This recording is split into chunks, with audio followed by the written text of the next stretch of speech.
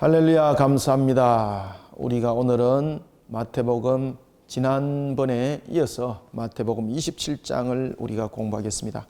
자, 우리가 이제 마태복음 27장은 앞에 예수님께서 불법적 법정에 왜 쓰게 되었는지 그것을 우리가 성경 공부를 통해서 알게 되었습니다. 그죠? 불법적 법정, 결국은 첫 번째 아담의 그러한 대속을 이루는 데 있어서 필연적인 것이었다.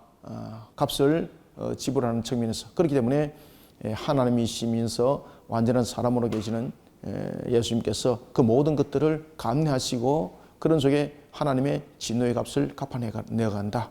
심지어 유다의 그러한 예수님 팔려고 했던 그런 배반, 베드로의 배반, 그런 부분들도 첫 번째 아담이 하나님의 마음을 아프게 했던 그 값에 대한 모든 것에 대한 지불이었다. 그래서 가시와 엉겅퀴리가 굉장히 광범위한 그러한 값의 내포를 가지고 있다라고 말씀을 드렸습니다.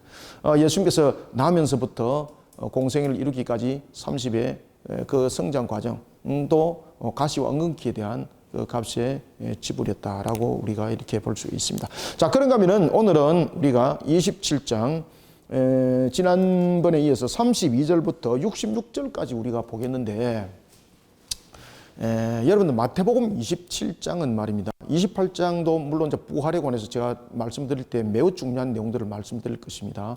특히 이제 부활에 관해서 이제 이야기할 때에 좀 신학적으로 좀 이것이 이제 좀 고급 단계에 이제 들어가게 되면 이제 동방 교회의 교부들이 이 부활에 대한 죽음을 어떻게 그들은 논하게 되었고 서방 교회는 이 죽음을 어떻게 논하게 되는가라는 부분을 신학적으로 쭉 다뤄주겠는데, 근데 여러분들은 그렇게까지는 안 다루겠습니다. 그냥 포괄적으로 다루겠습니다. 왜냐하면 그 부분들 제가 이야기를 꺼내면은 일반 성도 입장에서 이해가 잘 안 되는 부분들이 많아요. 그런데 그 내용들이 근데 사실은 아주 중요한 내용들이 많습니다.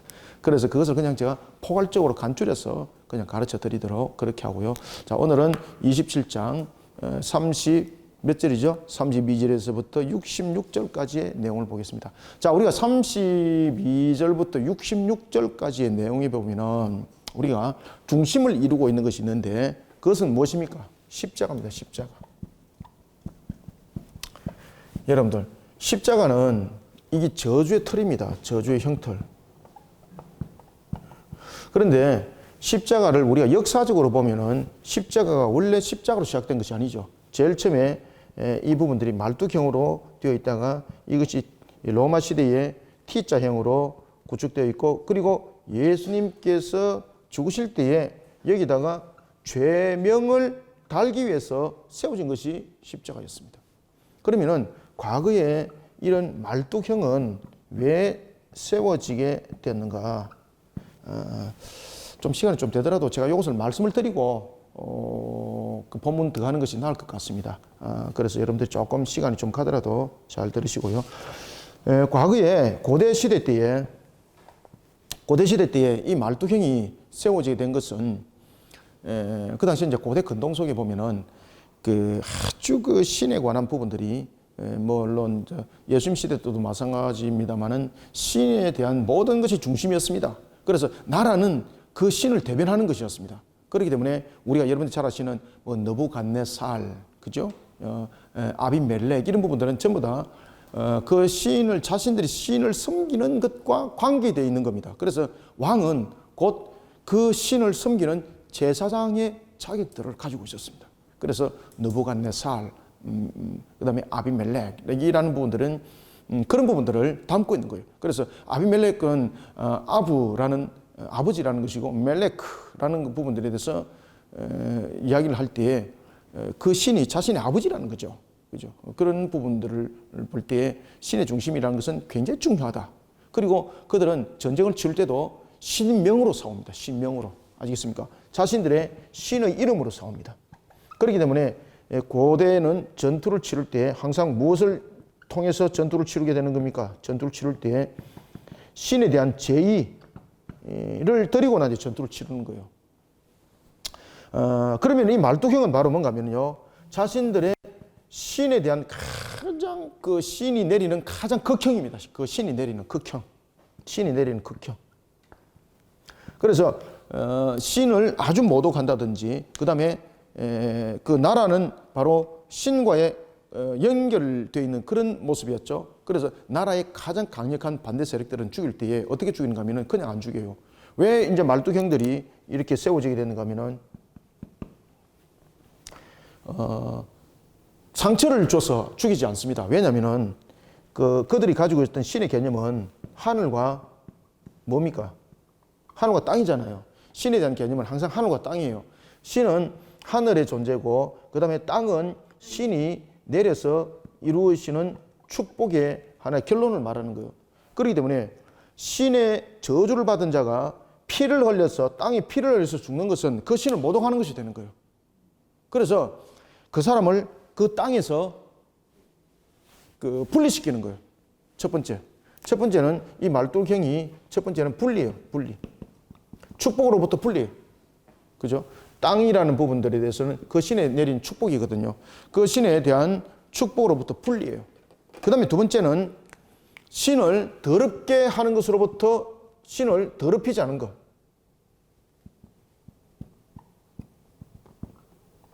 신을 더럽히지 않기 위해서 이 말뚝에 매다는 거예요.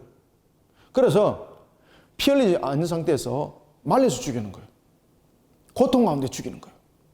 그러다 보니까 고대에서는 때로는 뭐 보름, 그러니까 여기 이제 매달리가 있으면은 배고픈 짐승들이 와서 뜯어먹는 거예요. 새들이 와서 파먹고 말이죠. 그래서 가장 처참하게 가장 고통스럽게 죽는 모습을 보고 사람들이 야, 저 신에 대항했다가는 저렇게 비참하게 최후를 맞이하구나. 그 신을 향한 두려움, 그 다음에 나라에 대한 존재에 대한 절대성, 절대 권력, 이런 부분들을 가지고 말뚝형이 세워지게 된 것입니다. 그러면서 이것이 이제 로마 시대라든지, 물론 이제 이것이 우리가 메데바사에서도 이제 이런 부분들이 있었고요. 특히 이제 바벨론에서도 이런 말뚝형들이 T자형들로 이렇게 형이 집행이 많이 되었었습니다. 이런 부분들이 로마에 오면서 이것이 하나의 사형을 집행하는, 다시 말하면은 법적으로 형을 집행하는 틀이 되는 거예요. 그래서 로마 때는 이것이 법적으로 집행하는 완전한 형틀이 되는 거예요. 그러면은 이게 법정적인 측면에서 형틀을 구축하는 것은 뭔가 하면 첫 번째 로마인이 아닌 자들. 그래서 로마인들은 사형을 처할 때에 단칼에 목을 베어버려요. 그래서 죽는 것조차도 배려한다는 거죠.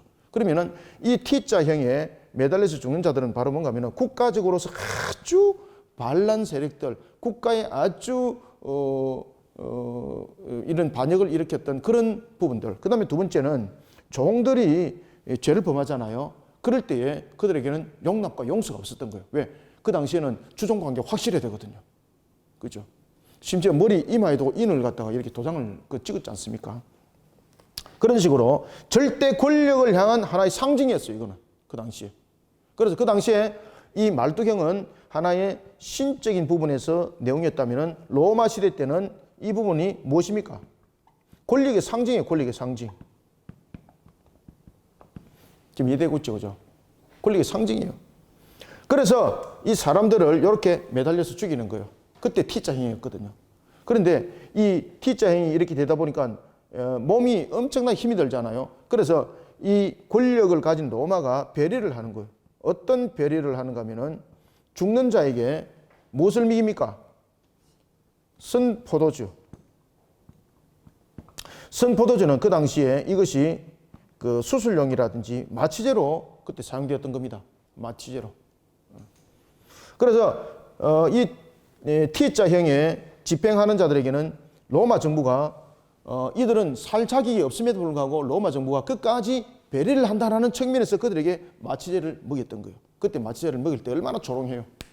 그러면 이 T자형에 있는 자들은 달려 있으면서 고통이 덜한 상태에서 죽으려고 그 마취제를, 쓴 포도주를 많이 먹으려고 발버둥을 치는 거예요. 그럴 때 이제 십자가형을 집행하는 사람들이 그걸 가지고 조롱을 하는 거예요. 막 옆에다가 흘리고 막 이런 식으로. 그러면서 길길거리고. 이런 속에 T자형의 사형이 집행됐을 때에 예수님께는 특별히 이 죄명에 대해서 놀림을 하기 위해서 유대인의 왕이라는 그런 죄명을 이 속에 세우기 위해서 하나의 말뚝이 하나 더 첨부가 되는데, 이때 예수님께는 첨부된 겁니다. 첨부되는데 이때에 첨부된 것이 바로 십자가였어요. 이때 그전에는 십자가형이 아니었습니다. 이때 비로소 십자가형이 이루어지게 되었던 것입니다. 자, 이런 십자가, 역사적으로 여러분 이해를 좀 하셨죠, 그죠? 이런 십자가가 저주의 형태였던 이런 십자가가 우리의 인간의 죄를 대속함에 있어서 매우 중요한 역할을 합니다. 왜냐하면 인간의 죄는 바로 사망을 불러온 것은 죄에 대한 값이었기 때문입니다. 자, 우리는 오늘 십자가 사건을 통해서 우리가 세 가지를 한번 조명해 봅시다. 자, 십자가를 통해서 우리가 하나, 둘, 세 가지를 조명해 보는데, 예수님께서 십자가에 달리시기 전, 그죠? 십자가 달리기 전,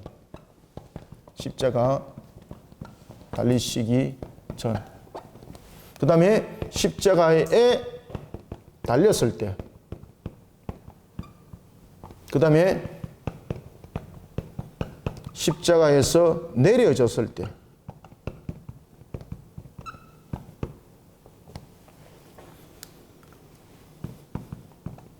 무덤가로 옮기게 되는 거죠.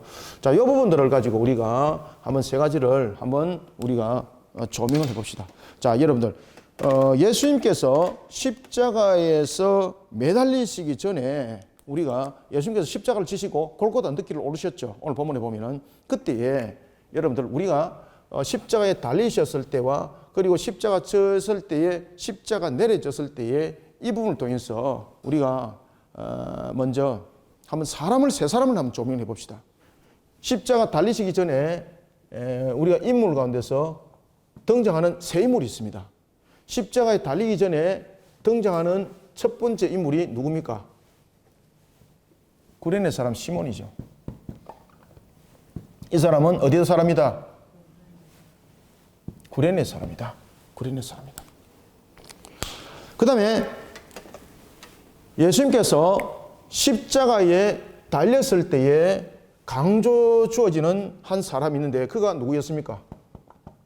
로마의 백부장입니다. 이 사람은 어디의 사람이다? 로마 사람이다. 그 다음에 십자가에 내려졌을 때에 십자가에서 예수님을 내리도록 강력하게 십자가에 계시는 주님을 요구한 한 분이 있죠. 누굽니까? 요셉이죠. 이 요셉은 아리마대 사람이었고, 그리고 누구였습니까? 공회원이었습니다. 공회원. 자, 이 세 사람의 인물을 통해서 우리가 구원에 관한 부분들을 조명해 볼 수 있어요. 근데 이 세 사람의 공통점들이 뭔가 하면은, 이 세 사람의 공통점들이 무엇입니까? 이 세 사람의 공통점. 그래서 오늘 본문을 이 부분들 가지고 먼저 쫙 하고 난 뒤에 쭉 읽어보면은 이해가 굉장히 빨리 올 수 있어요, 여러분들요. 이 공통점들이 뭔가 하면은 이들이 처음부터 예수님을 따랐던 제자들이 아니라는 사실입니다. 그죠? 처음부터 예수님을 따르지 않았던 불신자였다는 이야기죠. 그 다음에 두 번째는 세 사람의 공통점들이 뭔가 하면은 예수님의 진실을 알게 된 자들. 그리고 세 번째는 이들이 예수님께서 십자가에서 죽으신 이후에 예수님에 대한 무엇이 됐습니까? 이들이 증인이 된 겁니다. 공통점입니다. 공통점. 그러면 우리가 구원적인 측면에서 한번 봅시다. 구원론적인 측면에서 구레네 사람 시몬, 그러면은 이름으로 볼 때는 우리가 이방인이라고 보기보다는 지역적인 측면에서는 이방인의 지역이었죠. 그죠? 그리고 그가 예루살렘으로 왔잖아요. 유월절 관계 때문에 예루살렘에 온 것 아니겠습니까? 뭐 장사를 하러 오든 아니면 유월절을 섬기러 하고 오든, 그러니까 결국은 유대인으로서의 그런 관계를 가지고 있으면서 유대인으로서 유대 밖에서 사는 사람이죠. 그죠? 요셉은 유대인으로서 유대 지역에 사는 사람이었고, 시몬은 유대인이었지만은 유대 지역 밖에 사는 사람이었죠. 그러면 백부장은 완전히 이방인이죠. 자, 이들이 어떻게 여러분 구원받는가 보십시오. 시몬, 구레네 사람 시몬, 그는 사람들의 눈으로 볼 때는 십자가를 지는데 로마 병사가 예수님 대신 십자가를 지도록 했습니다. 그러면은 이것은 세상적인 의미에서 무엇이 적용됩니까? 우연히 십자가를 있었다고 말할 수 있는 거죠. 그러면 하나님의 섭리에는 우연이라는 것이 있습니까? 없습니까? 자, 제가 한번 그 교리 공부 시간에 한번 우연이라는 부분에서 가르쳐 드렸죠. 우연이라는 것은 유한성을 가지고 있는 자들이 무한성을 이해할 수 없기 때문에 그 부분에서 유한성에 대한 개념을 가지고 설명할 수밖에 없는 것이 우연이라는 것이었고, 무한성 속에서는 우연이라는 것이 없습니다. 그래서 하나님의 무한성 속에서 전지하시고 전능하시고 그러한 분은 이미 모든 것을 계획하셨다는 것에서 이 부분들이 실현으로 왔다는 겁니다. 아시겠습니까? 그래서 이 우연이라는 것은 유한성 속에서의 우연이었지만은 이 무한성 속에서는 우연이가 아니라 하나님의 무엇으로 봐야 된다? 섭리예요, 섭리. 이때에 무엇이 그의 발걸음을 십자가로 이동하게 했습니까? 그렇죠. 성령입니다, 성령. 성령께서 그를 인도했다는 거죠. 백부장, 이방인이었습니다. 십자가 아래서 예수님의 십자가를 어떻게 했습니까? 집행했던 사람입니다. 집행관입니다. 그런데 그가 예수님이 하나님의 아들이라는 것을 고백을 하는데 이 고백이 단회성으로 끝나지 않습니다. 그래서 마태도 그렇고 마가도 그렇고 이 부분들을 완료형을 쓰지를 않습니다. 미완료형이라는 단어를 딱 씁니다. 그러면은 예수님이 십자가에서 죽으신 그 장면 속에서 나타났던 그 상황 속에서 그 상황을 보고 그가 예수님이 하나님의 아들이 있다는 것을 그가 깨달았을까요? 지식적으로? 아니죠. 누가 그를 예수님의 하나님의 아들인 것을 깨닫겠습니까? 그렇죠. 성령님이. 자, 아리마대 요셉은 이 두 사람과 다릅니다. 이 두 사람들은 예수님의 말씀을 배운 사실이 없습니다. 그죠? 그런데 요셉은 예수님으로부터 가르침을 받았다고 말하고 있습니다. 왜? 제자라고 말하고 있죠. 공의 원들 가운데서도 예수님의 가르침을 받았던 자들이 있다는 거죠. 그러면 예수님의 제자들 가운데서는 여러분들 예수님의 제자들은 500명의 성경에 보면은 500명의 무리가 있고 그 다음에 120명의 무리가 있고 70명의 무리가 있고 12명의 무리가 있고 그 다음에 핵심적인 3명이 있어요. 이 3명은 항상 예수님과 함께 했었고 12명은 나중에 이제 그 예루살렘 사역에 집중적으로 들어가기 전에는 고향을 왔다 갔다 하면서 사역을 했죠. 그런가 하면은 500명의 무리들은 집중적으로 따랐던 무리들이 아니고 이것을 말하여서 하나의 군중이라는 단어를 쓰고 있죠. 그래서 핵심적으로 가면 갈수록 이런 부분들에 나타나는 모습들이 달랐어요. 그래서 야고보와 이 3명은 바로 누구였습니까? 야고보와 요한과 베드로였죠. 요한은 예수님이 가장 사랑한 자로 성경이 설명되어 주고 있습니다. 전부 다 이렇게 가르침을 받은 거죠. 그죠? 제자로서의. 그래서 이 모든 부분들을 통틀어서 우리가 제자들이라고 말하는 거예요. 그 가운데서 예수님이 공생의 3년과 함께 예수님의 죽으심과 부활하심에 대해서 직접적 정인이 된 12 제자를 우리가 무엇이라고 말합니까? 그래서 이들을 사도라고 말하는 거예요. 사도. 가르침 받은 가운데서도 예수님의 공생을 함께 했고 그 다음에 예수님의 죽으심과 살아나심에 대해서 직접적 정인들, 그 가운데 직접적 정인들이 12명이죠. 그래서 이들이 사도들인 거예요. 사도들. 제자들과 좀 구분되죠. 그래서 지금 이 시대는 사도라는 단어가 맞습니까? 안 맞습니까? 이 시대는 사도라는 단어를 성립시키면 안 됩니다. 그런데 무서운 그런 단체에서 신사도 운동 같은 거 하죠. 말도 안 되는 그런 일들 하고 있습니다. 자, 이런 속에 아리마대 요셉은 예수님으로부터 가르침을 받았죠. 가르침을 받았지만은 그가 가르침을 받았을 때에 깨달은 것이 아니라 나중에 누가 그를 깨닫게 만듭니까? 성령께서. 공통점이죠. 그럼 여기서 분리되는 것이 있습니다. 이 두 사람은 말씀을 배운 사실이 없습니다. 그러면은 자 봅시다. 아리마대 요셉 같은 경우는 우리가 현재로 보면은 복음을 들었던 자였죠. 복음을 들은 자 가운데서도 성령께서 그로 하여금 깨닫게 하시고 알게 하시고, 그 다음에 복음을 전했을 때 성령께서 그의 심령들을 깨우쳐서 하나님께 나오게 하는 두 가지 방법이 있다는 겁니다. 구원론에서. 그래서 구원론에서는 우리를 구원에 이를 때에 하나님의 선택한 자를 부를 때 두 가지 길이 있다는 겁니다. 첫 번째는 성령께서 우리를 일깨워서 주님께로 인도하는 방법이 있고, 두 번째는 무엇을 통해서? 복음을 통해서 우리로 하여금 주님께로 인도하는 방법이 있는데, 이 둘 중에서 어느 부분이 더 많은 사역들을 감당할까요? 그렇죠. 복음 증거입니다. 복음 증거. 그래서 교회가 이 복음 증거하는 일에 사력을 다해야 되는 일들은 이런 부분들의 이유가 있는 것입니다. 자, 이런 속에 우리가 그럼에도 불구하고 공통점이 무엇입니까? 성령께서. 그러니 우리가 복음을 듣더라도 우리가 구원에 이르기까지는 우리의 어떤 지식으로 되지 아니하고 우리의 행위로 되지 아니하고 누가? 하나님께서 은혜를 베푸셔서 성령께서 우리로 하여금 깨닫게 하시고 알게 하시고, 이런 조명한 가운데 우리의 구원은 이루어진다는 거예요, 이게.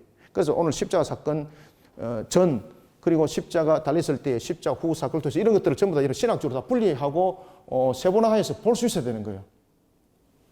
평신도지만 제가 왜 이것을 가르쳐 드리는가 하면은 좀 이런 부분들에 대해서는 조명하여서 좀 구별해서 볼 수 있는 신학자가 아니더라도 목회자가 아니더라도 이 정도는 알아야 되겠다 싶어서 제가 여러분들에게 이렇게 말씀을 드린 겁니다. 자, 그러면은 이제 십자가에 달리기 전의 사건입니까? 그 다음에 십자가 달렸을 때에, 그 다음에 십자가에 내려졌을 때에 라는 부분들에서 이 세 사람이 등장하게 되었고, 그리고 십자가에 달렸을 때에 달리시기 전에 우리가 이제 이런 부분들이 문제가 있었다면 요거는 그대로 두고 여기서 다시 한 번 더 설명할게요. 자, 이 칠판이 폭이 작아서 그 다음에 요거는 요 밑에 내려가는 겁니다. 그 다음에 십자가 달렸을 때 사건. 마태복음에는 제3시라는 것은 제6시, 9시만 이렇게 지금 나타나잖아요. 제3시는 지금 안 나타나지만은 우리가 십자가에 달렸을 때에 세 가지가 있죠. 제3시, 그 다음에 제6시, 제9시. 자, 제3시에 무슨 일이 있었습니까? 예수님께서 십자가에서 달리시죠. 이때 십자가에 달리실 때에 제3시에 예수님께서 무엇을 거부합니까?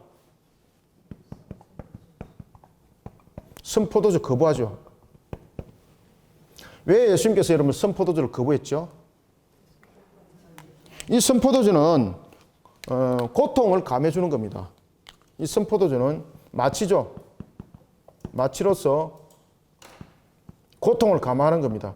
그러면은 여기서 고통이 감해지게 되면은 예수님께서 첫째 아담이 그 죄로 인하여서 일어났던 그 고통이 완전하지 못하는 겁니다. 그 가시 엉근 길을 완전하게 해결하지 못하는 겁니다. 그래 되면은 예수님께서 십자가에서 이 선포도주를 마시고 십자가에 달리시면요, 죽어까지 전부 헛된 것이 되는 겁니다. 그래서 예수님께서 왜 선포도주를 받아냈는가 하면은 첫 번째 아담의 죄에 대한 완성을 이루기 위해서 선포도주를 마시면 안 되는 거예요. 왜? 선포도주를 마시는 순간 무엇이 감해지게 되는 겁니까? 고난과 고통이 감해지게 되는 거죠. 그러면 고난과 고통이 감해지게 되면 어떤 결론이 일어나게 되는 겁니까? 완전한 값이 안 되는 거예요. 완전한 값이. 그래서 예수님께서 이 십자가에 달리시기 전에 선포도주를 마신 이유는 무엇입니까? 완전한 값을 이루기 위해서. 완전한 값. 자, 그리고 제6시부터 제9시까지 어떤 일이 일어났습니까? 예수님께서 이 선포도주를 안 마심으로써 큰 고통 가운데 예수님께서 임하게 되는 거죠. 이때에 큰 고통 가운데 임했을 때에 예수님께서 마시는 하나의 음료가 있었습니다. 그것은 무슨 음료였습니까? 그렇죠. 신포도주. 제6시와 제9시 사이, 특히 제6시부터 9시 사이는 큰 고통이 임했고, 그리고 제9시에 마치는 그 시간에 예수님께서 신포도주를 마셨어요. 여러분들, 이 신포도주는 어디에 나타납니까? 48절. 이 48절에 나타나는 그 신포도주는 그 오크스라는 내용의 음료수거든요.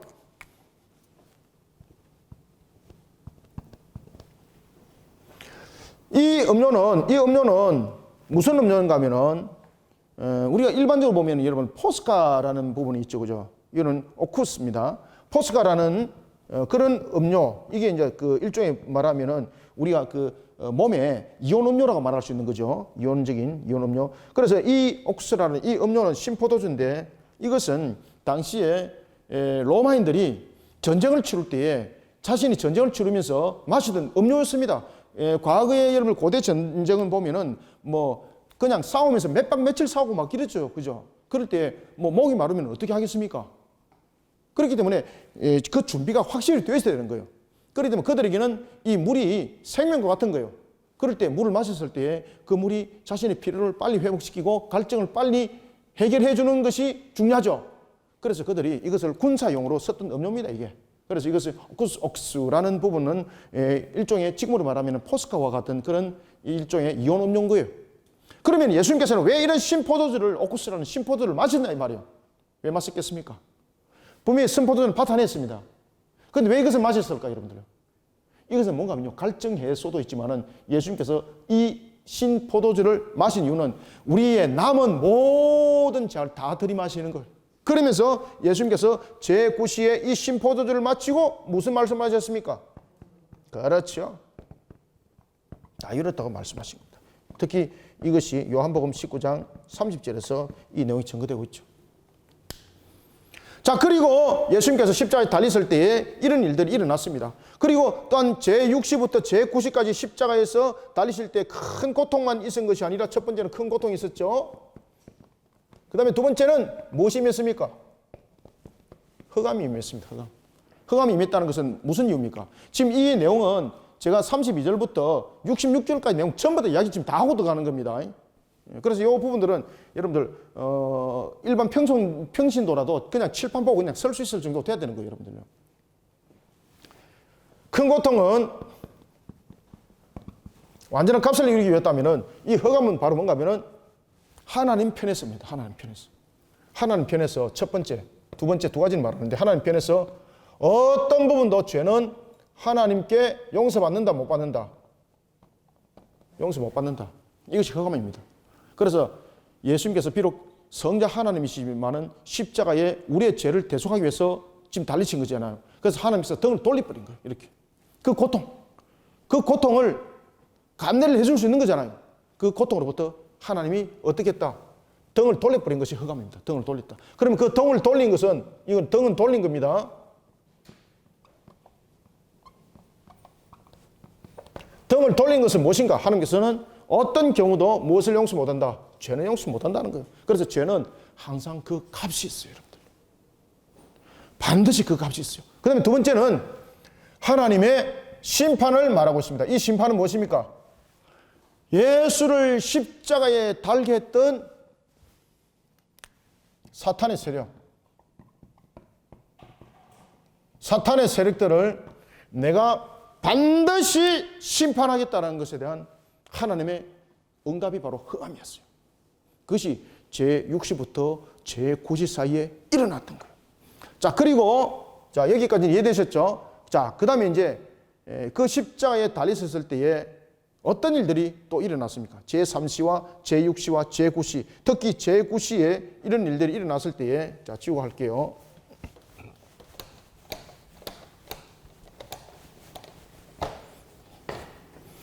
성전에서 어떤 일들이 일어났습니까? 자, 제9시에 십자가에서 일어났던 것은 흑암과 예수님의 고통이었고, 그리고 죽음이었습니다. 그 다음에 두 번째, 성전에서 일어났던 상황, 그 다음에 무덤가에서 나타났던 상황이 있습니다. 성전에서는 무엇이 찢어집니까? 그렇죠. 지성소와 성소를 연결시키고 있던 휘장이 찢어집니다. 이 휘장이 찢어지는 것은 무슨 이유입니까? 바로 더 이상 인위적인 제사로 하나님께 나오는 것이 아니라 예수님께서 그 죄를 대속의 값을 다 이뤘다는 측면에서 그 휘장을 찢어버리는 사건이었습니다. 그 다음에 무덤가에서 나타났던 상은 무엇입니까? 예수님께서 십자가에서 죽으신 그 대속이 우리에게 죄로부터의 모든 부분들을 회복시켰다는 것을 증명하는 사건이 바로 무덤가의 잠정적이지만은 부활 사건이 일어났던 겁니다. 그래서 그 당시에 모든 무덤가가 열린 것은 아니고 일부 무덤가가 열려서 그들이 여러분 잘 아시는 것처럼 부활하여서 주님과 함께 그들이 거하게 되는 거죠. 이것은 바로 뭔가 하면은 이 무덤가는 바로 저주, 죄에 대한 우리의 값이거든요. 그 부분에서 예수님의 십자가에서 죽으신 것은 제9시는 예수님의 죽으심이잖아요. 이 죽으심이라는 것은 바로 우리의 대속을 이루심에 대한 결론을 말하고 있고 그런 속에 우리들은 어떻게 회복되는가를 보여준 사건이 바로 제9시에 일어났던 사건들입니다. 자, 그 다음에 십자가에서 내려오셔서 예수님께서 십자가에 내려오셔서 무덤가에 매장을 하게 됩니다. 그러면은 이 매장을 하게 된 것은 뭔가 하면은요, 예수님께서 죽으시고 바로 부활한 것이 아니죠. 죽으시고 다음에 이제 우리가 보겠는데 이 부활 사건에 가서 이제 말씀을 드릴게요. 무덤가에서 왜 제3일을 무덤가에 그 시신이 머물게 되었는가라는 것입니다. 이것은 어떤 의미입니까? 예수님께서는 그 죽으심을 통해서 우리의 단순하게 죽음을 통해서만이 죄값을 지불한 것이 아니라 예수님께서는 죽음의 그 모든 환경들까지를 통해서 우리의 죄를 완전히 대속함을 이뤘다는 것이죠. 이것은 이제 다음에 부활 사건에 관해서 그 내용들을 보도록 하겠습니다. 자, 너무 설명이 앞에 길었는데 이제 가면서 내용을 보도록 하겠습니다. 자, 32절 한번 봅시다. 32절부터 37절까지 읽읍시다. 시작. 나가다가 시몬이란 구레네 사람을 만나매 그에게 예수의 십자가를 억지로 지워가게 하였더라. 골고다 즉 해골의 곳이라는 곳에 이르러 쓸개탄 포도주를 예수께 주어 마시게 하려 하였더니 예수께서 맛보시고 마시고자 하지 아니하시더라. 그들이 예수를 십자가에 못 박은 후에 그 옷을 제비 뽑아 나누고 거기 앉아 지키더라. 아멘. 자, 보십시오. 32절. 여기서 시몬에 대해서 이야기를 하고 있는데 이 구레네 사람 시몬이 그 유월절 관계 때문에 왔다는 거죠. 구레네는 여러분이 잘 아시는 것처럼 이방인의 지역이죠. 그런데 그가 구레네 지역에 살았던 사람인데 일반적으로 유대인들은 이름이 시몬이라는 이름들이 흔한 이름들이었습니다. 여러분들 그 베드로가 이름이 원래 무엇이었죠? 시몬이었죠, 시몬. 그래서 당시에 유대인들에게 흔히 불리셨던 이름이죠. 그러면은 이 사람이 유월절에 올라왔던 부분들, 그 다음에 이름들을 볼 때에는 이 사람은 유대인이었다는 것을 우리가 알 수가 있고, 그런데 이방 지역에 사는 유대인이죠. 이방 지역에 사는 유대인. 그런데 그가 사람의 눈으로 볼 때는 우연히 십자가를 지었지만 이것은 우연이라는 것이 아니라 무한하신 하나님의 측면에서 그거를 구원에 이르게 하는 하나님의 섭리였다는 것을 우리에게 가르쳐주면서 이 시몬이, 구레네 사람 시몬이 나중에 예수를 믿는 온 집안이 되고 나중에 이 예루살렘의 이 사건을 자신들의 가족들한테 전하게 되는 겁니다. 그런데 거기서 놀랄 일들이 일어납니다. 특히 이 구레네 사람 시몬의 아들이 우리가 성경에서도 그 내용들을 나중에 한번 찾아보십시오. 마가복음에 나타나죠. 마가복음 15장 21절입니까? 한번 봅시다. 마가복음 15장 21절 맞는지 한번 봅시다. 예, 맞네요. 마침 알렉산더와 루포의 아버지인 구레네 사람 시몬이 시골로부터 와서 지나가는데 그들이 그를 억지로 같이 가게 하여 예수의 십자가를 지우고, 아멘. 아시겠습니까? 사람이 볼 때는 이게 우연이죠. 근데 이 우연이 아니고 하나님의 섭리라는 거예요. 구원에 이르는 하나님의 섭리. 그때에 이 아들이었던 루포가 나중에 교회의 감독이 됩니다. 아주 중요한 역할을 하게 되는 겁니다. 자, 이런 우리의 구원에 이르는 측면에서 볼 때 어떤 경우도 우연이라는 것은 없다. 우연이라는 것은 무한하신 하나님의 무한성 속에서 그 모든 섭리가 이루어지는 것을 유한성이 이해를 하지 못하기 때문에 그것을 우연이라는 단어를 쓰는데, 이 우연이라는 것은 하나님의 무한성소에서는 있다 없다? 없습니다. 왜 그런가 하면 이 우연이라는 단위가 성립이 되게 되면요, 우리의 구원도 마찬가지고 모든 부분에 하나님의 주관하심이 나타나지 않습니다. 우연이라는 단어 속에는 무엇이 성립됩니까? 진화라는 것이 성립이 됩니다. 그래서 이 우연이라는 것은 유한성 속에서 무한을 이해하지 못하는 측면에서의 나타나는 표현이었고, 무한성을 가지고 있는 하나님적인 측면에서는 그것은 섭리예요. 섭리. 하나님의 일하심. 그런 속에 구레네 사람 시몬이 예수를 믿게 된 것을 지금 이야기를 하게 되는 거예요. 그때 예수님께서 이제 제3시에 십자가의 못을 박힐 때였습니다. 그때 십자가의 못을 박으면서 34절에 보면은 설계탄 포도주를 예수께 먹게 한 것입니다. 이때 설계탄 포도주는 바로 무엇입니까? 마치제죠. 마치제. 그렇죠? 마치제. 그런데 그 예수님께서 그 마치제를 맛을 보고 다 뱉어내 버리는 거예요. 이때에 34절 보십시오. 맛보시고 마시고자 하지 아니하시더라. 여러분들, 예수님께서는 술을 안 드셨기 때문에 그 다 뱉어냈습니다. 이렇게 말하시면 안 됩니다. 이것은 맛보시고라는 것은 아시고라는 겁니다. 아시고 다 뱉어냈다는 것은 여기서 어떤 단어를 쓰고 있는가 하면은 미완료 과거형을 쓰고 있어요. 그러면은 미완료 과거형을 쓰고 있다는 것은 입안에 남아있던 그 향기까지 다 뱉어냈다는 거예요. 이게 왜 조금이라도 남아있으면 안 되니까, 완전함의 이루어짐이 아니니까. 그래서 예수님께서 다 뱉어냈다는 거예요. 다 뱉어냈다는 거예요. 그렇죠? 우리의 죄를 대속을 이루기 위해서 예수님께서 이렇게 하셨다는 거예요, 여러분들. 그런데 양편에 있던 그 강도들은 이것을 서로 많이 먹기 위해서 마치 경쟁하듯이 크게 입을 벌리고, 그것을 또 군사들은, 그 집행하는 그 군사들은 그것을 가지고 조롱하고, 이런 속에 예수님께서 십자가에 달리시게 되는 겁니다. 그리고 예수님께서 십자가에 달리시기 전에 그 옷을 다 벗기고 그 부분에 대해서 옷을 자신들이 기념물로 삼습니다. 이때에 36절 보십시오. 거기 지키더라. 거기 앉아 지키더라. 왜 지키겠습니까? 예수님의 추종자들이 예수님의 옷을 가지고 신성화할 수가 있는 거죠. 그죠? 그래서 예수님이 죽음 이후에 어떤 것도 예수를 통해서 일어나는 것은 다 막았다는 겁니다. 철저하게. 지켰다는 거예요. 심지어 제자들 또는 예수님을 알았던 자들이 그 옷을 가지고 이것이 우리 주님의 피 묻은 옷이다. 이것이 우리 주님의 고난의 옷이다. 라고 말하면서 그것을 하나의 신성화시키는 종교로 만들 수가 있는 거죠. 그래서 끝까지 지켰다는 거죠. 지켰다. 아무도 훔쳐가지 못하도록 지켰다. 그러면서 예수님의 머리 위에 유대인의 왕이라는 이런 죄목을 달게 되는 겁니다. 그래서 이것이 T자가 십자가형으로 되는데, 이때에 유대인의 왕이라는 이 죄목이 세워질 때 세 개의 언어로 세워지게 되는 거죠. 그죠? 히브리어로, 그 다음에 헬라어로, 그 다음에 세 번째 로마인이 알 수 있는 언어로서 쓰는 것은 모든 사람들이 바라는 거예요. 이는 그렇게 그 죄목으로 죽었다는 거죠. 그러면은 이 유대인의 왕으로 죽는다는 것은 무엇입니까? 두 가지죠. 첫 번째는 유대인의 왕이라는 것은 로마 정부에 대한 대항의 세력이죠. 그렇기 때문에 법정적인 측면에서 당연히 사인이죠. 그 다음에 두 번째는 유대인의 왕은 무엇을 일삼고 있습니까? 조롱하는 거죠. 조롱. 예수님을 끝까지 조롱하는 거죠. 그러니 예수님은 십자가의 저주의 형틀에 달려서 조롱하기까지, 조롱을 당하시기까지 그 값을 전부 다 지불하시는 거예요.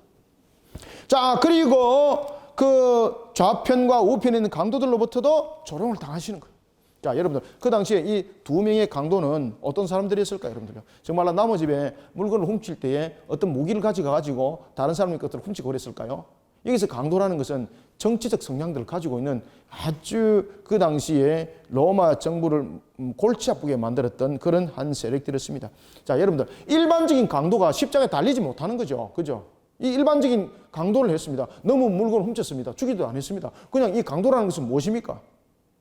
그래서 여기서 강도는 우리가 생각하는 일반적 강도가 아닙니다. 여기서 강도라는 것은 나라를 어지럽게 만들고 혼란스럽게 만들었던 그 당시에 바로 열심당원과 같았던 그런, 그리고 SNF파에 있었던 그러한 모습들. 바로 십자가에 달린 것을 함께 그 당시에 달리려고 예정되었던 바로 누구였습니까?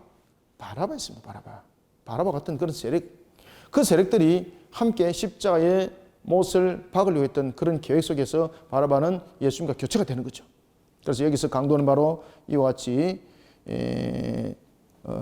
자신들이 물건을 훔쳐서 된 것이 아니라 바로 반란의 선동자들이라 이렇게 보시면 됩니다. 반란의 선동자들. 그렇기 때문에 이것을 단순하게 강도로 보시면 안 됩니다. 앞에서 제가 그 말뚝형 T자형에 대해서 사형을 집행당하는 이유를 설명드렸죠. 그죠? 그래서 여기 강도들이라는 것은 우리가 생각하는 그런 의미의 강도들로 해석하시면 안 돼요. 자, 그리고 지나가는 사람들이 머리를 흔들면서 예수를 모독합니다. 그리고 40절에 이렇게 말합니다. 이르되 성전을 헐고 사흘에 짓는 자여 네가 만일 하나님의 아들이여든 자기를 구원하고 십자가에서 내려오라 하며, 유대인들은 무리를 지어서 움직일 때에 이 또한 사탄의 그 영향 속에, 사탄의 그 관리 속에 이들이 부하내동을 하는 거죠.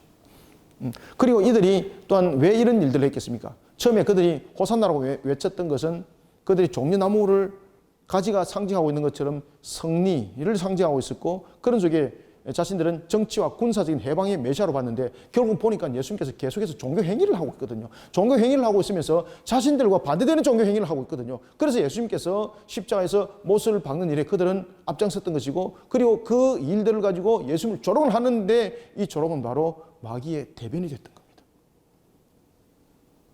그렇게까지 예수님께서 조롱하실 때에, 그때도 예수님은 신성과 완전한 하나님이심, 완전한 사람의 몸으로 십자가에 달리셨습니다.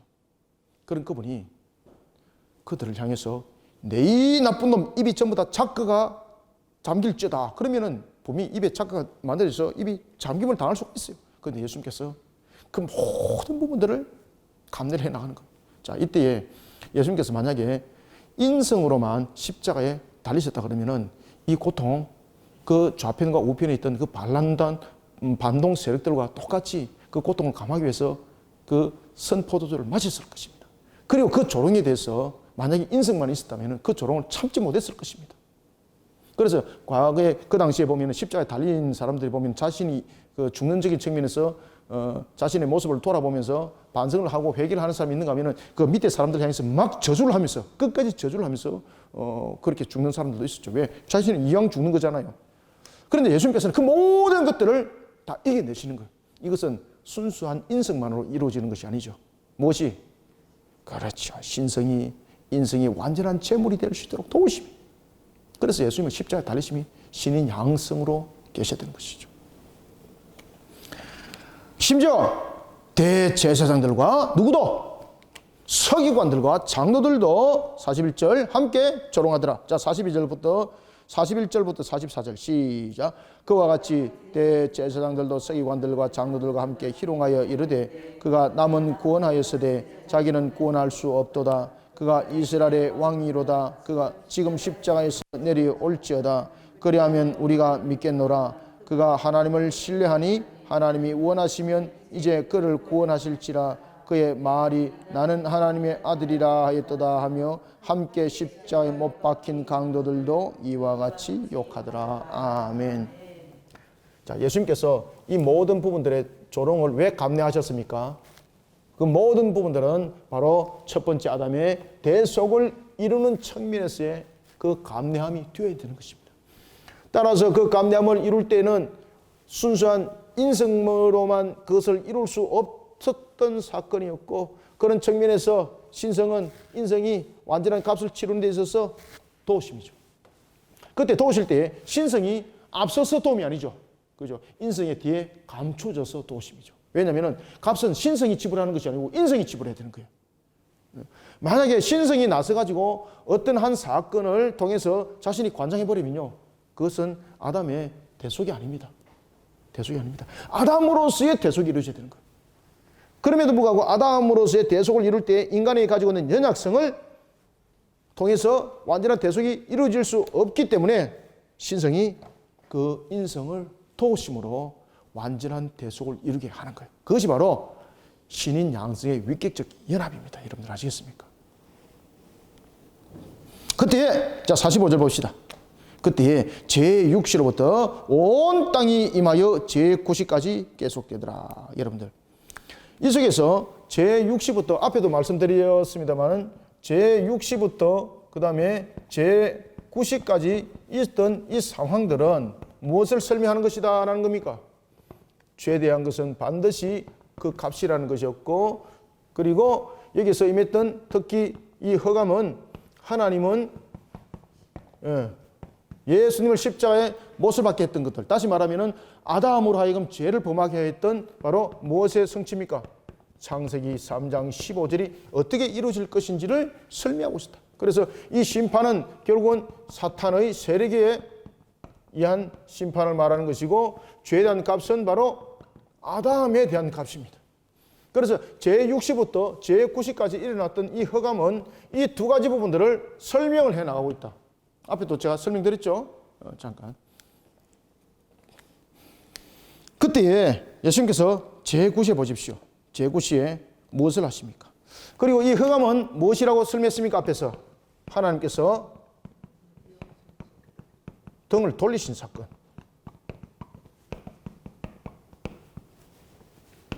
허감은 하나님께서 등을 돌리신 사건이다. 이게 이제 저와 함께 여러분들이 만약에 이게 진짜 성경 공부가 아니면 신학 공부라면은 이런 부분들 제가 기독론으로 하면은 이런 부분들이 엄청난 깊이 있는 그 당시 이제 고대 신학자들은 동방 교보들은 서방 교보들은 이것을 어떻게 해석했는가, 그리고 이것을 가지고 어떻게 말하고 있었는가라는 부분에 대해서 많은 재미있는 이야기들이 있지만은 그냥 제가 간추려서 포괄적으로 여러분들에게 말씀드립니다. 자, 제6시로부터 온 땅에 어둠이 임하여 제9시까지 계속되더니 언제까지? 제9시까지. 자, 여러분들, 예수님께서 십자가에 언제 달리셨어요? 그렇죠. 자, 제3시부터 제9시까지 총 몇 시간입니까? 이때 제3시가 몇 시입니까? 오전 9시죠. 그죠? 제9시는 몇 시입니까? 12시죠, 12시. 그리고 제9시는 몇 시입니까? 오후 3시죠. 그러면 오전 9시 달리셔가지고, 죄송합니다. 제가 그 웃은 것은 웃어서 웃은 것이 아니라 우리가 이해를 잘하자는 측면에서 웃은 겁니다. 자, 예수님께서 십자가에 얼마 달리셨습니까? 6시간. 야, 그런데 예수님께서 돌아가셨어요. 얼마나 나약합니까? 이때에 자, 예수님은 죽으셨습니다. 예수님은 죽으심. 두 번째, 두 강도 가운데서 한 명이라도 죽었으면 되는데 두 강도 둘 다 어떻게 됐습니까? 살아있음.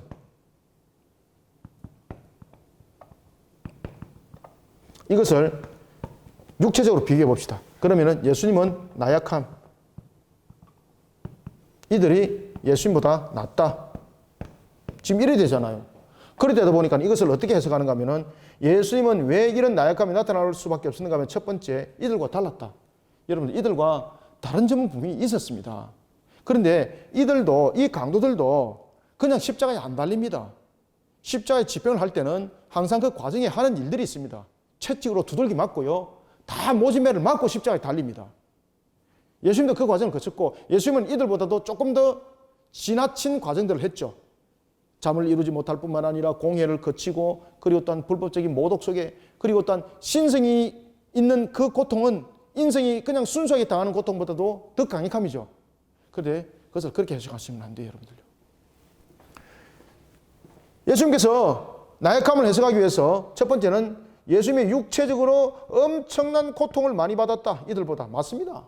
그 다음에 두 번째, 예수님께서 그 육신이 더 이상 버티지 못해서 육신이 이 십자가에 달려서 푹 내려앉음으로써 이 흉곽이 다쳐가지고, 그래서 예수님께서 잔사를 할 수밖에 없었다라는 부분에 대해서는 육체의 한계를 설명하고 있습니다. 맞습니까? 그래서 의학적으로 설명하는 거죠. 저는 이거 옛날에 동영상을 봤습니다. 제가. 그래서 제가 그걸 보고 제가 개탄했습니다. 제가. 야, 이것을 제작해가지고 이것을 설득시키려고 이것을 가지고 말하면 이게 안 된다는 거죠. 성경 몰라도 너무너무 모르고 예수님이 신인 양성으로 십자가에 계셨다는 사실을 이건 부인하는 거, 부인하는 거. 여러분들, 예수님께서 신성입니다. 신성은 인성을 언제든지 붙들 수 있습니다. 지금도 예수님께서 십자가에서 안 죽고 달리 있을 수 있으면은 아무도 예수님께서 십자가에서 접근하지 못하도록 지금까지 십자가에 있으면서 그냥 살아계실 수 있어요. 하나님이신 그분, 무한하시고 전능하시고 그치고 영원하신 그분, 지금도 십자가 달리셔가지고 우리한테 지금 말할 수 있다니까요. 내가 2000년 전에 달렸던 그 예수다. 그 흔적 아직까지도 둘 수 있어요. 그러면 세계가 대역사가 안 일어나겠습니까? 그죠? 그럼 그게 우상이 되는 거죠. 예수님께서 분명히 신성으로 인해서 그 육신은 모지매가 아니라 산산조각이 나도 그 신성에 의해서 육신이 지탱할 수 있어요. 그런데 예수님은 왜 6시간 만에 돌아가셨냐 말입니다. 6시간 만에 돌아가신 이유가 무엇입니까? 아담의 대속을 어떻게 했습니까? 완전히 다 이름이에요. 다 이름. 예수님께서 아담의 대속을 다 이뤘기 때문에 더 이상 십자가에 달리 있을 이유가 없는 거죠. 그러면 그 다음에는 무엇입니까? 죽음으로 예수님께서 응답해야 되는 것이고, 그리고 부활로서 이 모든 내용들을 이루어서 아담의 대속이 무엇을 말하고 있다? 회복을 말하고 있다라는 창세기 3장에 대한 그 예언의 말씀의 성취를 이뤄가는 측면인 거예요. 그래서 예수님께서 6시간 달리가 죽은 것은 인간의 나약함이 아닙니다. 신체적인 허약함 가운데서 일어난 사건은 아닙니다. 더 이상 십자가에 달릴 있을 이유가 없는 겁니다. 더 이상 십자가에 달리는 것은요, 이것은 모독입니다. 모독. 자, 죄를 다 성취했습니다. 그래서 오늘 본문에 보면은 그 이야기를 하는 거예요. 그 이야기를 마태가 이야기를 하는 거예요. 여러분들 아시겠습니까? 더 이상 달리 있을 필요가 없습니다. 그래서 예수님은 스스로 그 자신의 생명을 거두어서 누구에게 줬다? 마귀에게 준 것이 아니라 아버지께 드렸다는 거예요. 이게 그것이 십자가 사건이에요. 이게. 자, 한번 읽어봅시다. 자, 45절부터 49절 시작. 제60부터 온 땅에 어둠이 임하여 제90까지 계속되더니 제90점에 예수께서 크게 소리질러 이르시되 엘리 엘리 라마 사박다니 하시니 이는 곧 나의 하나님 나의 하나님 어찌하여 나를 버리셨나이까 하는 뜻이라. 거기 섰던 자 중 어떤 이들이 듣고 이르되 이 사람이 엘리야를 부른다 하고 그 중에 한 사람이 곧 달려가서 해면을 가져다가 신포도주에 적시어 갈대에 껴 마시게 하거늘 그 남은 사람들이 이르되 가만두라 엘리야가 와서 그를 구원하나 보자 하더라. 아멘. 그죠? 그래서 여러분들 이것을 가지고 예수님께서 두 강도는 죽지 않았는데 왜 이렇게 죽었을까라는 부분을 자꾸 억지로 만들어서 해석해서 의학적으로 말하지 마라 말입니다. 똑같아요. 여러분들 그 당시에 신체가 지치가 있는 것은 그냥 사형 집행 그냥 되지 않습니다. 모진매를 맞고 난 뒤에 달립니다. 따라서 예수님께서 십자가에서 달려서 6시간 만에 돌아가신 이유는 아담의 대속을 완전히 이뤘기 때문에 더 이상 십자가에 달리는 것 자체가 모독입니다. 모독. 그래서 그 생명을 거둬가는 거예요.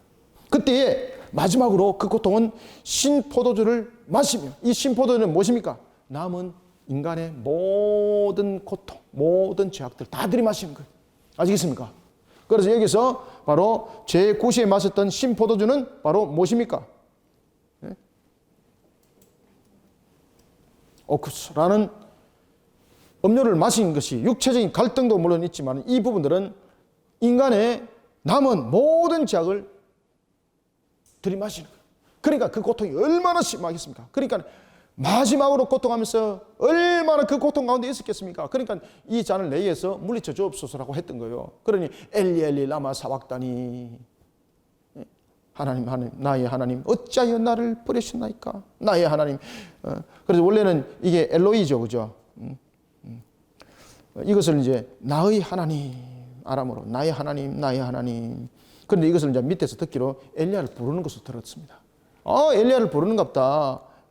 왜냐하면 이제 자신이 이제 고통 가운데 있을 때 이제 선지자를 불러서 그런 선지자가 이 문제들을 해결하기 하는 것들이 자신들의 그런 어떤 전례적인 그러한 부분들이 있었던 거죠. 그렇게 받아들이더라.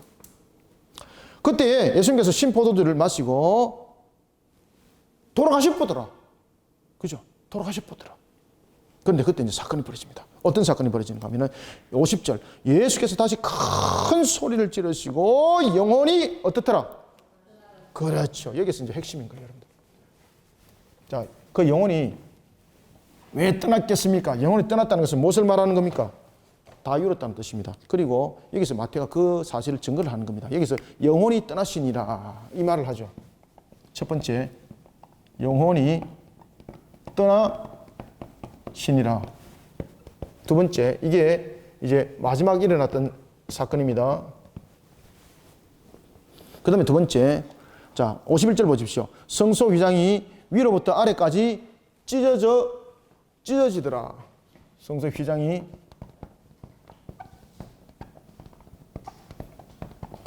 여기서 마태가 중요한 이야기를 하고 있습니다.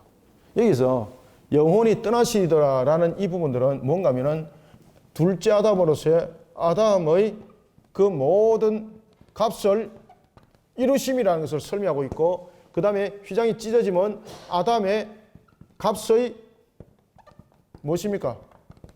결론이에요. 지금 이해됐습니까? 이게 무슨 말인가 하면 영혼이 떠나시더라라는 부분에 대해서 이 영혼이 떠나시더라라는 부분에서 이 떠나시더라라는 부분을 무슨 용법을 쓰고 있을까 여러분들요? 헬라어로 능동태 쓰고 있어요. 그 다음에 찢어지면 무엇을 쓰고 있을까 여러분들요? 수동태를 쓰고 있어요. 왜 능동태를 썼을까 여러분들요? 이 능동태를 쓴 이유가 무엇입니까? 영혼이 떠나갔는데 왜 능동태를 썼냐 말입니다. 능동태를 썼다는 것은 내 의지가, 내 행동이 첨부되는 것이거든요. 그러면은 이 영혼이 우리가 일반적 사람이 죽은 것과 다르더라는 이야기입니다. 십자가에서 죽으신 사건이. 그래서 이 영혼이 떠나신다라는 속에서, 이 속에서 예수님의 신인 양성이 이 속에 주어지게 되는 것이고, 그리고 휘장이 찢어지면 하나님의 성부, 하나님의 신성이 강조되는 거예요, 이게. 영혼이 떠나갔다는 것은 예수님께서 십자가에서 더 이상 달릴 필요가 없다는 거예요. 그래서 모든 것을 다 이루시고 신인 양성으로 계시는 그분이 그 생명을 값으로 드림이에요. 값으로 드림. 말씀의 성취죠. 그러면은 이 생명을 값으로 드린다는 것은 무엇입니까? 죄의 값은 무엇이라고 그랬습니까? 그렇죠. 여기에 대한 값을 능동적으로 드림이에요. 능동적으로 드림이에요. 그렇기 때문에 예수님의 십자가에서 죽으심은 6시간 만에 달리가 죽으심은 바로 그 값을 완전히 이루신 예수님이 그 속에서 결정을 하는 거죠. 그죠? 그래서 예수님은 죽으심은 여러분들 나약함이 아니에요. 예수님의 죽으심은 바로 무엇입니까? 모든 죄를 다 이루신 그 주님께서 더 이상 달리 있을 필요가 없기 때문에 이제 아버지께 자신의 생명을 드림이에요. 드림. 그래서 능동태를 쓰고 있는 거예요. 여기서 능동태를 쓰는 것은 바깥 환경을 통해서 죽었다는 것이 아닙니다. 아시겠죠? 바깥 환경을 통해서 죽었으면 이거는 무슨 태를 써야 됩니까? 수동태를 써야 돼요. 수동태를. 그런데 능동태를 쓴다는 것은 내가 그 생명을 거뒀다는 뜻이에요. 왜 거뒀습니까? 죄의 값을 다 지불했기 때문에. 그러면은 그 값을 지금 누구에게 줬다는 겁니까? 그래서 이것이 보면은 안셀무스라든지 특히 오리게네스가 이 부분을 대해서 어떻게 말을 하고 있는가 하면은 그렇게 해서 그 값을 마귀가 거둬간 것이 되는 거죠. 마귀한테 그 값을 지불한 것으로 되는데 마귀에게는 값이 지불이 아니죠. 왜 그러면 마귀는 다음에 심판이지 않습니까? 능동태적인 측면에서 그 값을 아버지께 드리면서 그 값을 해결해야 되는 거예요. 여러분들, 인간의 죄는 하나님과의 관계죠. 어떤 관계도 아니죠. 자인과 관계도 아니죠. 마귀와 관계도 아니죠. 하나님과의 관계죠. 그러니 그 값은 하나님께 드리짐이 되는 거예요. 그래서 능동적인 측면에서 자신의 생명을 거둬서 아버지께 드리는 거예요. 그래서 능동태를 마태가 탁 쓰고 있는 거예요. 그 다음에 두 번째, 마태가 왜 휘장이 찢어진 것은 수동태를 쓰고 있을까요? 수동태라는 것은 휘장 자신이 낡아서 찢어지면 능동태를 써야 돼요. 그런데 휘장이 낡아서 이게 날 맞습니까? 에?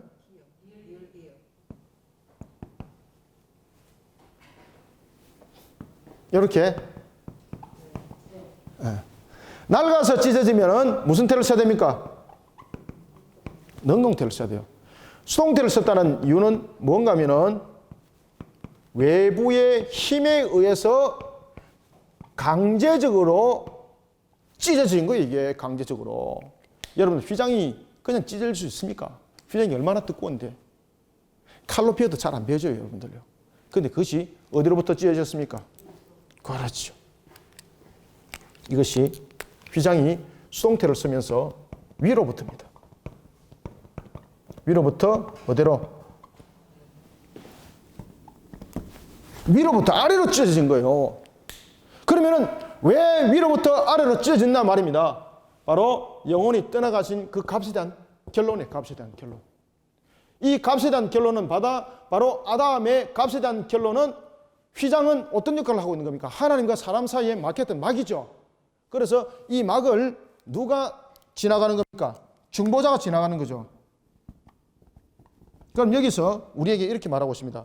대제사장으로서의 중보자는 이제 누가 되는 겁니까? 예수 그리스도가 되는 겁니다. 휘장이 찢어지고 값을 드림으로써 휘장이 찢어졌잖아요. 그러면은 이 부분에 대해서 누가 지금 중보가 된 겁니까? 예수 그리스도가 중보가 된 거예요. 그러면은 이제는 더 이상 성전이라는 기능은 그 기능으로서의 역할이 아니라 하나의 예배적인 처소로서의 역할은 감당하지만은 인간의 죄를 대속하는 그런 기능적인 측면에서는 이제는 모든 것은 예수 그리스도를 통해서 다 이루어졌다는 뜻이에요. 그래서 성전을 짓고 내가 이것을 허물고 3일 만에 부활하리라 라는 부분에 대한 말씀의 성취인 거예요. 따라서 이 성전에서 휘장이 찢어졌다는 것은 이제 앞으로는 중보자가 누구라는 것을 설명하는 겁니까? 그렇죠. 앞으로는 중보자가 예수 그리스도, 우리의 죄를 대속하는 측면에서 이루어질 것은 예수 그리스도라는 것이 성전의 휘장을 아버지가 찢으면서 말씀을 하시는 거예요. 이때에 이런 부분에서 말씀을 하시면서 무덤가 일부분들이 무덤가가 열리죠. 이 모든 무덤가 그 당시에 열리는 건 아닙니다. 그런데 여기서 보면은 한글 해석이 좀 오묘하게 해석했어요. 특히 52절과 53절 보십시오. 자, 50절부터 56절까지 읽고 제가 말씀드릴게요. 요 오해하면 안 되니까요. 시작. 예수께서 다시 크게 소리 지르시고 영혼이 떠나시니라. 이에 성소 휘장이 위로부터 아래까지 찢어져 둘이 되고 땅이 진동하여 바위가 터지고 무덤들이 열리며 자든 성도의 몸이 많이 일어나되 예수의 부활 후에 그들이 무덤에서 나와서 거룩한 성에 들어가 많은 사람에게 보이니라. 백부장과 및 함께 예수를 지키던 자들이 지진과 그 일어난 일들을 보고 심히 두려워하여 이르되 이는 진실로 하나님의 아들이었다 하더라. 예수를 섬기며 갈릴리에서부터 따라온 많은 여자가 거기에 있어 멀리서 바라보고 있으니 그 중에는 막달라 마리아와 또 야고보와 요셉의 어머니 마리아와 또 세베대의 아들들의 어머니도 있더라. 아멘. 자, 여기서 휘장이 찢어진 것까지 제가 설명드렸죠, 그죠? 굉장히 중요한 사실입니다. 이것은 아담의 값을 완전히 지불한 결론입니다. 그 결론은 앞으로 무엇입니까? 우리에게 새로운 생명으로 응답받는 것은 우리의 죄를 사하면은 이제 어떤 행위로도 나타나는 것이 아니라 중보자인 예수 그리스도를 통해서 일어난다는 것이 휘장을 찢음으로써 증명을 했습니다. 그 다음에 예수 그리스도께서 십자가에서 죽으심이 무엇을 말하는가? 바로 무덤가가 열린 것을 가지고 증명을 합니다. 이 무덤가에서 그 당시에 일부분들이 부활했습니다. 이것은 뭔가 하면은 휘장이 찢어짐과 예수님께서 십자가에서 죽으심 아담의 값이 무엇인가 이 두 가지를 다 설명하고 있는 건데 그것이 바로 무덤가가 열림이에요. 열림. 그리고 무슨 사건이 일어났습니까? 죽은 시신들이 부활하는 사건이 일어났죠. 그래서 이것은 그 당시에 있었던 일시적인 한 일부분의 사건들입니다. 왜 이런 일부분의 사건들이 나타나고 일으켰는가 하면 앞으로 있을 예언입니다. 예언. 앞으로 있을 종말에 관한 종말에 나타날 부분에 대한 이게 예언의 성취가 어떻게 일어날 것인지를 설명하고 있는 겁니다. 이 자체가. 그래서 그 당시에 무덤가가 열렸습니다. 일부분의 무덤가가 열렸습니다. 그런데 이 해석을 잘 하셔야 됩니다. 자, 52절 보십시오. 자, 보세요. 무덤들이 열리며 자던 성도들이 몸이 많이 일어났죠. 부활했죠. 그런데 예수의 부활 후에 그들의 무덤에서 나왔다. 이게 지금 여러분 어떻게 해석이 되고 있습니까? 지금 예수님께서 죽으시고 난 뒤에 무덤가가 열렸습니다. 그러는데 예수님께서 부활하시고 난 뒤에 지금 그들이 부활했다. 지금 이렇게 되는 거잖아요. 이게 해석이 이게 이렇게 보시면 안 돼요. 이게 헬라 원어 성경에는 이렇게 해석하고 있지 않습니다. 그래서 이것이 순서가 어떻게 되는가 하면은 저도 이 부분들을 가지고 이 좀 이상하다, 좀 의아해서 원어 성경을 제가 이렇게 TV 봤거든요. 근데 이것을 이렇게 해석하면 안 되고요. 원어 성경 보면 순서가 어떻게 되는가 하면은 무덤들이 열리며 자던 성도들이 몸이 많이 일어난 것, 여기 첫 번째 맞습니다. 그 다음에 두 번째 해석은 뭔가 하면은 그들이 무덤에서 나와서가 됩니다. 두 번째 해석은. 이게 원어 성경입니다. 그 다음에 세 번째는 예수님이 부활하신 후에, 그리고 네 번째는 거룩한 성에 들어가 많은 사람들에게 보이니라. 이렇게 되는 겁니다. 이해가셨습니까? 자, 다시 말씀드립니다. 여기서 보면은 하나 순서가 바뀐 거예요, 이게. 그래서 한글로 해석할 때에 이런 부분들을 좀 유의 있게 좀 해석을 해야 되는데, 이런 부분에서는 좀 그런 부분이 등한시 됐던 것 같아요. 자, 이 52절과 53절을 보면은 무덤이 열렸습니다. 성도들의 몸이 많이 일어났습니다. 이거는 1번이 맞아요. 그 다음에 두 번째는 무엇이 와야 됩니까? 그렇죠. 무덤에서 나와서라는 부분이 순서가 바뀌어야 되는 거예요. 바뀌어야 되는 거예요. 그래서 2번과 3번이 순서가 바뀐 거예요. 지금 이게 번역이. 그래서 이게 잘못 우리가 이제 받아들이게 되면은 예수님께서 부활하시고 난 뒤에 이들이 무덤가 열려가지고 또 부활했구나. 이렇게 여러분 해석 이해되는 거죠. 이렇게 보시면 안 되는 거예요. 저도 이 부분들이 의아해서 원어 성경을 다 대비했었습니다. 제가. 그래서 성경의 원어 성경의 순서는 성도들이 몸이 많이 일어난 겁니다. 그 다음에 두 번째는 예수의 부활 후가 아닙니다. 두 번째는 뭔가 하면 그들이 무덤에서 나왔습니다. 그 다음에 예수님이 부활 후에 거룩한 성에 들어가 많은 사람에게 보였다 이겁니다. 아시겠죠? 자, 그때에 예수님께서 십자가에서 일어났을 때에 그러한 십자가에서 죽으심은 성령께서 한 사람을 감동감화시켰는데 그가 바로 백부장이었습니다. 이 백부장은요, 복음을 들은 사실이 없습니다. 우리가 하나님께서 우리를 소명 가운데 부를 때 두 가지 방법으로 부릅니다. 하나님께서 우리를 소명 가운데 콜링, 소명이죠. 소명 가운데 부를 때 두 가지로 우리를 부릅니다. 첫 번째는 복음을 통해서 우리를 부르고, 두 번째는 성령께서 직접 우리를 부르세요. 그럼에도 불구하고 복음으로서, 성령으로서 모든 내용들은, 이 부분들은 모든 것이 함께 성령의 역사고, 그리고 하나님의 전적인 은혜로 말미암아 이루어지게 되는 거죠. 지금 백부장의 그 같은 경우는 복음을 들어서가 아니죠. 아리마대 요셉 같은 경우는 복음을 들었었죠. 그 다음에 구레네 사람 시몬도 복음을 들어서가 아니죠. 무슨 사건입니까? 성령께서. 그 당시에는 말씀을 통해서보다는 성령께서 깨달아서 예수를 믿는 경우가 더 많았고요. 지금 이 시대는 말씀을 우리에게 줬잖아요. 66권의 완성의 말씀을 줬잖아요. 그래서 지금 이 시대는 말씀을 통해서 깨닫는 자가 더 많습니다. 그런데 저 같은 경우는 어떻게 예수를 믿었을까요? 저는요 사람들한테 복음을 들었어가 아니라 초등학교 6학년 때 성령께서 저를 일깨워가지고 저는 어릴 때 성령 인도하심이 뭔가 몰랐습니다. 제가 초등학교 5학년인데 제가 새벽 4시에 뭐 하려고 일어나겠습니까? 제가 타종소리에 제가 잠을 못 자는 겁니다. 그리고 제가 교회를 가는 겁니다. 제가 마치 홀려서 가듯이 말입니다. 그래서 나중에 보니까 이것이 성령께서 나를 이끌어 갔던 소명 가운데 콜링하는 방법이었던 거예요. 여기에 대한 산 증인이 접니다. 그래서 백부장이 54절 그렇게 해서 하나님의 아들이었다는 것이 그 순간의 고백으로 끝나는 것이 아니라 54절 보십시오. 진실로 하나님의 아들이었도다 하더라고 말하잖아요. 이것을 그는 어떻게 썼을까요? 단해성으로 쓰는 것이 아닙니다. 지금 계속 중문법으로 쓰고 있는 겁니다. 그가 그 이후에 그래서 미완료형을 쓰는 거예요. 이후에 예수가 하나님의 아들이었다는 그 사실에 대한 정인이 되었더라. 이것이 야사의 기록이 되어져 있습니다. 그때 또한 다른 증인이 있었습니다. 제자들은 있었다 없었다. 그때 제자들은 좀 안가에 숨었죠. 그때에 예수님의 목격자가 있었는데 그것은 바로 막달라 마리였고, 그리고 또한 다른 마리아들이었더라. 그 속에 또한 다른 마리아들은 누구였습니까? 세베대의 아들, 세베대 아들들, 사도 요한의 어머니죠. 사도 요한의 어머니, 세베대의 아들들 어머니도 있었더라.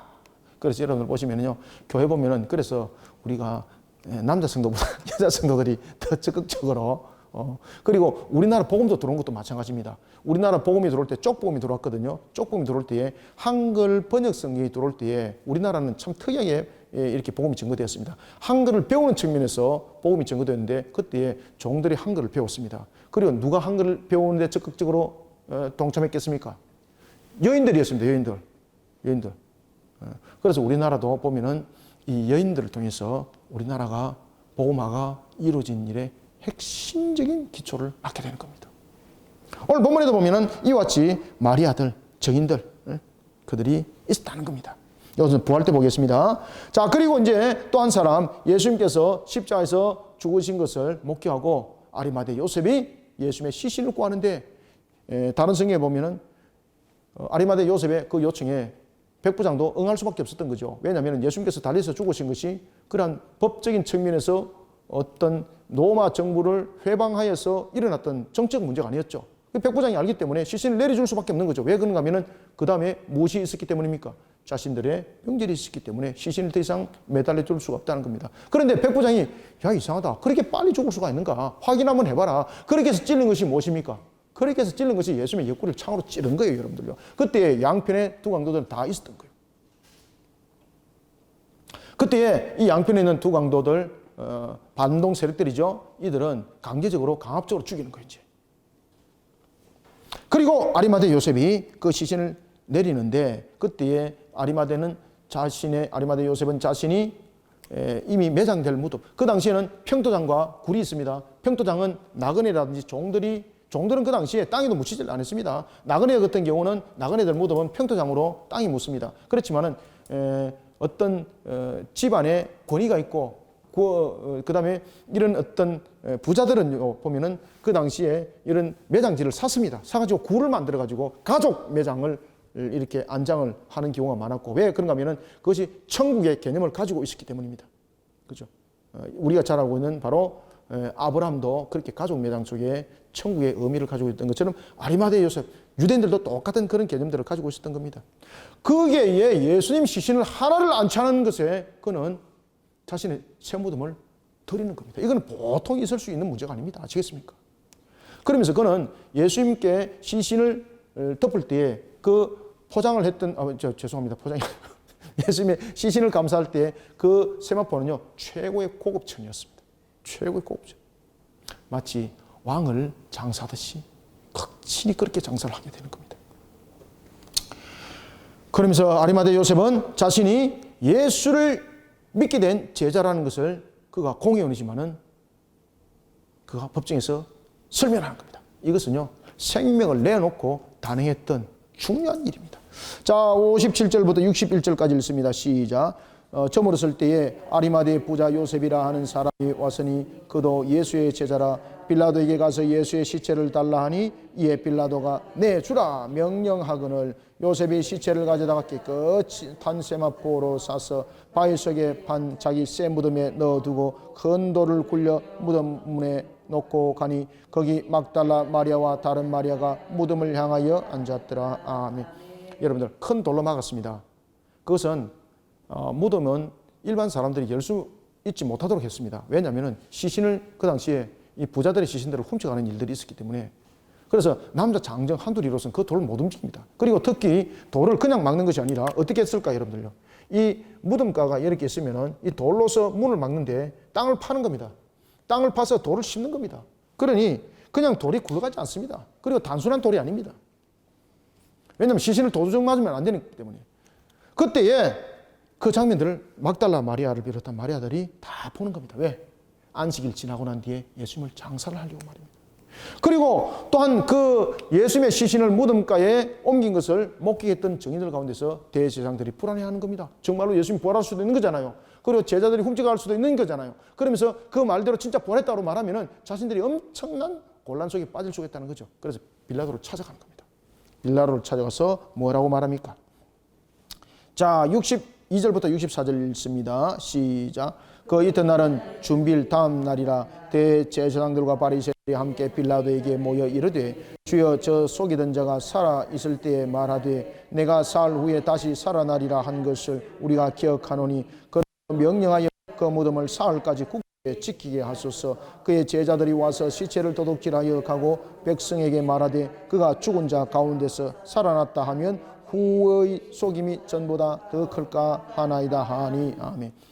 아멘. 여기서 준비일은 무엇입니까? 그 이튿날 준비일, 예수님께서 돌아가신 날이죠.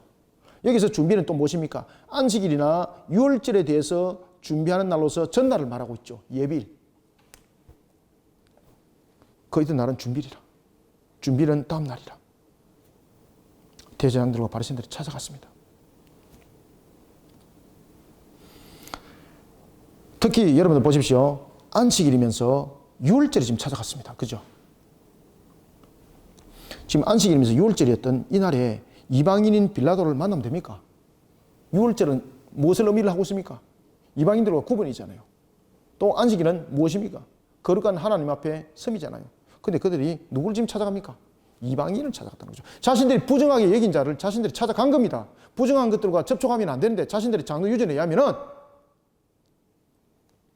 유월절과 안식일 자체를 그들이 오히려 더럽히고 있습니다. 그러면 그들에게 유월절과 안식일은 왜 필요했습니까?